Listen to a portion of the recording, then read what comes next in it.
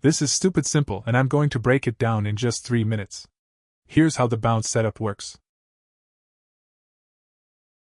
Think of it like a road map. First, you get 2 important points, point A and point B. At first, you won't even know this setup exists until price action has already given you these 2 points. Those 2 points form your line. That line is what tells you the market's direction. Now here's the key. Once price comes back up and touches that line again, that's when it turns into what I call an action line. That's your cue. You take a sell order right there. From there, price usually drops. It may come back up to test that line again. And here's where most traders panic. You start thinking, oh man, it's going to break through, I'm about to give all this back. But if the line holds, it respects that level, and price falls again, that's your confirmation. Now, if you miss the first move, no problem.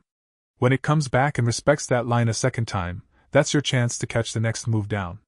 If you got in on the first one and it comes back, you have 2 choices. Add to your position size. Or just hold and let the move play out.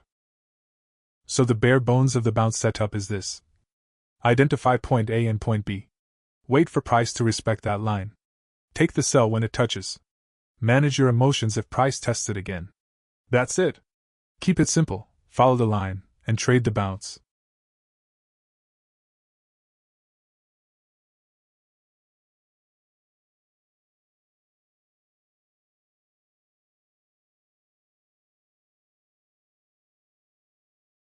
If you found this helpful, hit like, drop a comment with bounce, so I know you watched till the end, and share this with someone who overcomplicates their charts.